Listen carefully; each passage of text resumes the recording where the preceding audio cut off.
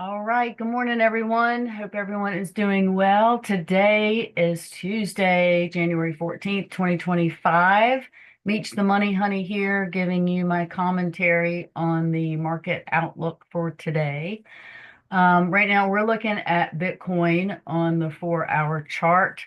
And pretty much as I called it the other day, we've hit the bottom of this range and now we've bounced and we're moving up. We've got another bullish signal. Looks like it's showing a take profit of 101,962. But generally, my Lux Algo profit target ranges are before key support and resistance levels. So, my inkling is that, we're going to bust out of this range.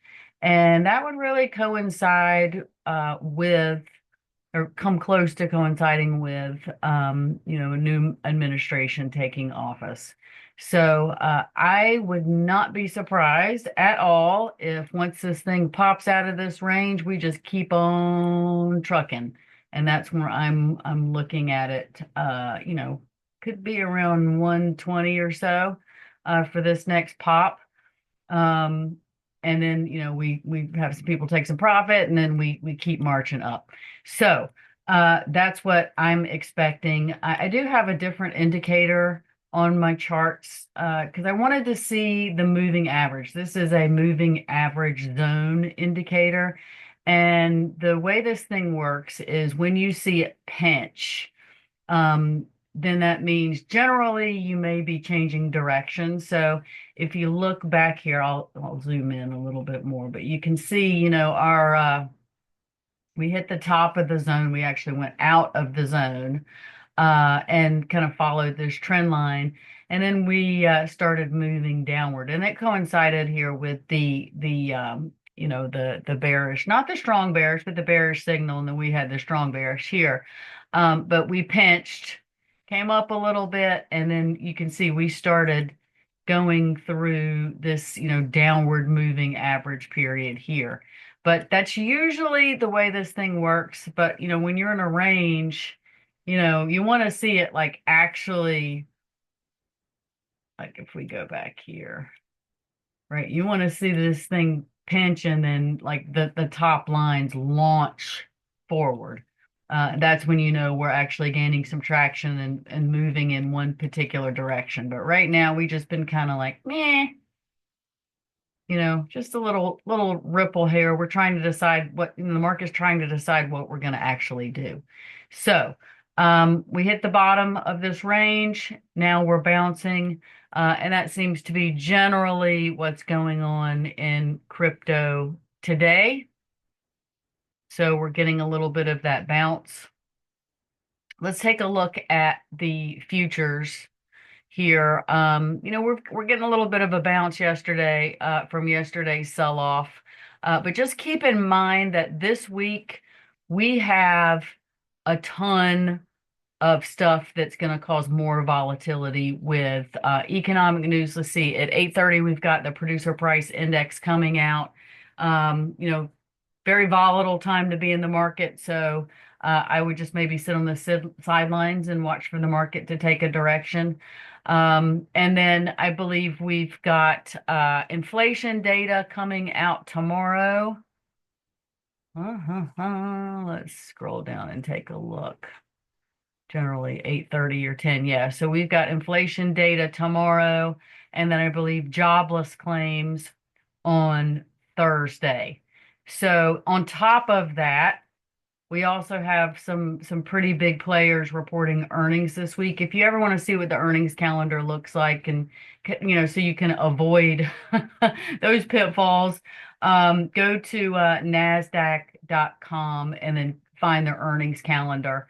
That's going to help you kind of stay out of the fray there. So we've got some kicking it off today. I know tomorrow I think we have BlackRock, yeah, BlackRock, JP Morgan, Chase, and those are happening pre-market. So those definitely could have some impact on NASDAQ and S&P and all of that good stuff. So Just always make sure that you're checking out. So we've got Taiwan Semiconductor, Bank, United Health, all of those happening on Thursday. But always check this out before you decide to make a play.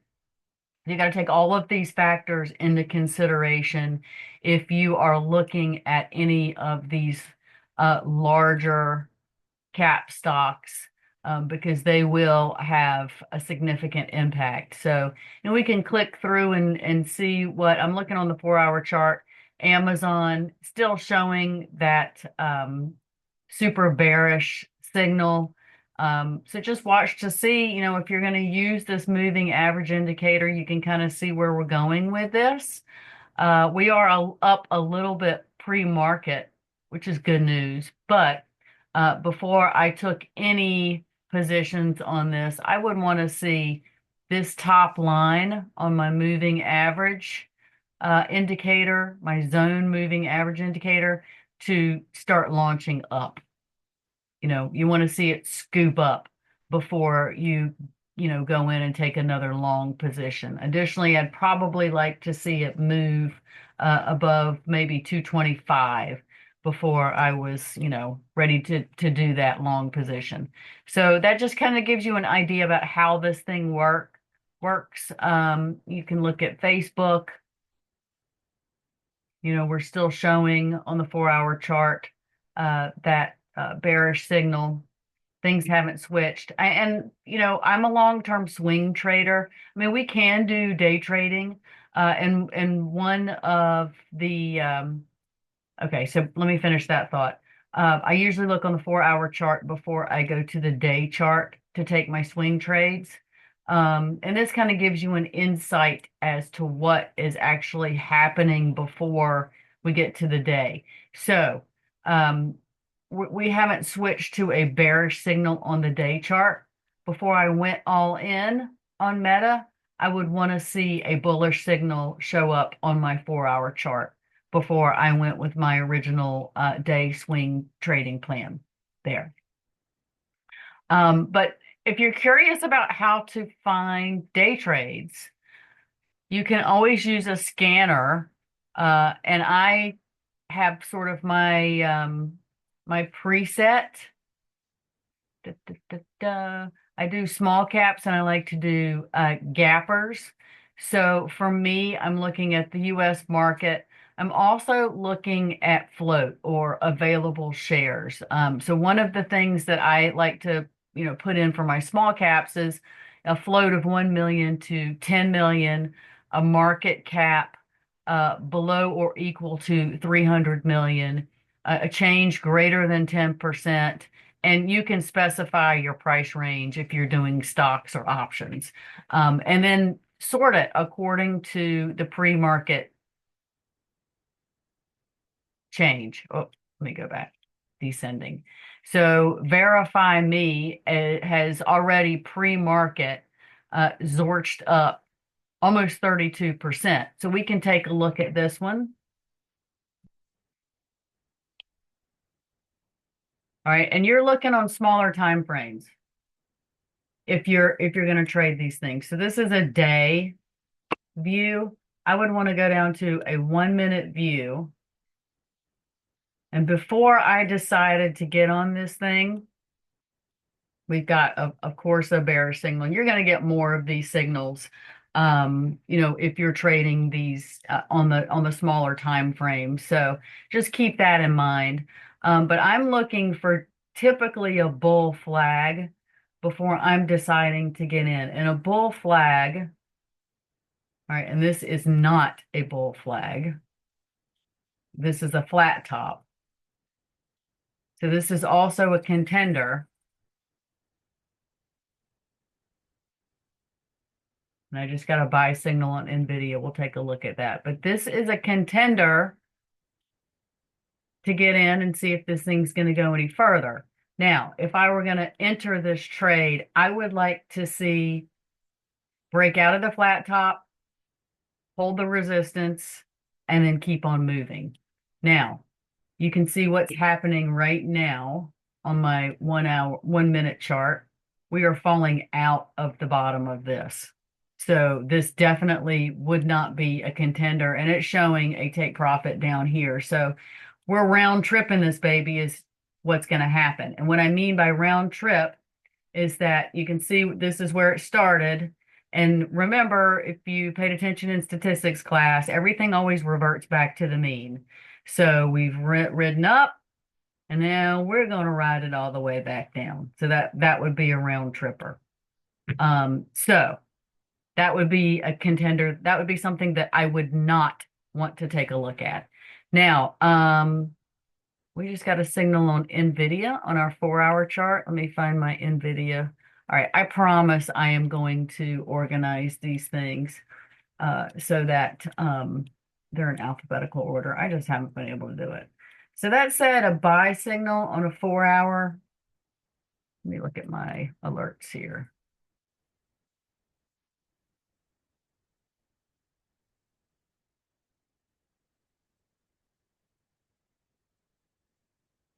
Huh, I'm not seeing it.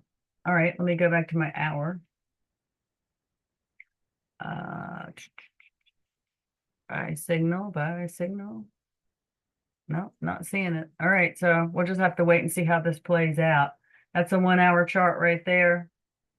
Let's break it down to the 15-minute and see if we got some moving going on here. All right, so this may be where we're starting from. So we've got a buy signal on our 15-minute chart. We're showing take profits of 137 and 138. Looks like to see how this baby works on this moving average. See how we pinched? We were moving up and we pinched. Signal. We were at the top of the range. Makes sense. And now we may be pinching and riding back up. Bullish signal. So before I would take a long on this thing, just to be sure, I would want to see us move from red to green. And then that would give me confirmation that we are actually moving up. Additionally, this is your RSI, your relative strength index, and it's going to tell you the strength of the move. So ideally, what you want to do is buy when we're at the bottom and sell when we're at the top. So all of these things need to have confluence before I am convinced that that's actually what's happening. Now you can go on a smaller time frame view and see how this thing's moving. It looks to me like we may have some volatility incoming. So this is conflicting information, right? So over the long term, maybe once we get through this economic data, then we'll, resume and move up. But those are the signals that I would be looking for before I took a long on NVIDIA. All right, let me just go back to my day screening because I know I've had a few of you ask me about day trading. So this is how I actually day trade. Verify me looks like we're dropping. Let's take a look at this ATIF. And also, you want to find out if there's news on these things. Because that's typically the driver of when you get these big pops pre-market. Let me go to my 1-minute chart on this. Oh yeah, and I totally would not trade anything that looks like this because this is just not, to me, let's look at the volume here. Let's see if it's going to give us some volume. Yeah, so that's super low volume. And the problem with that is, if you decided you wanted to get into one of these trades, you may not be able to get out of it because there's just not enough shares trading hands to be able to do so. So that would be a definite no for me. Let's take a look at some of the gappers, though. We may have some movers, and we want to go to extended hours. So this could be the gappers from yesterday. All right, let's sort it. Why do I keep doing that? Sorry. So we've got a gap of 4%. Not really a whole lot here. Let's Semrush, I know that name, but let's look at this ASPI and see what we've got going on. Yeah, see this is low volume too, so I don't know, that's not low volume, 2.6. Hmm, okay. I don't know that I'd like that though because it's not giving me a flat top or a bull flag. So that would be a no for me as well. Let's take a look at SEMrush, see how that looks. Let's check the volume on that. Yeah, nah. I mean, it's showing on the 1 minute chart a take profit of 13 bucks. Right now we are at 12.84. And see, it's just spotty. Yeah, I'm not feeling the love on this. It's just kind of spotty volume. So yeah, not really anything that I'd want to touch today, especially with the volatility in the larger markets. And then, we're seeing like low volume on this kind of stuff. So I think it's kind of a wait it out and see what happens with this news. And generally, that's the way it's going to be this week anyway, I think. So I don't think we're going to see things actually, pick a direction and move steadily in one direction until we get through the earnings and interest rate, Fed decision, and then an administration change. So my basis for the next couple of weeks still stands. Mass volatility. Be careful out there if you are taking trades. Maybe they're more short-term trades and not long-term trades. And then always make sure you're putting your stop loss. You've got a at least minimum 2 to 1 potential profit ratio with your stop loss in place.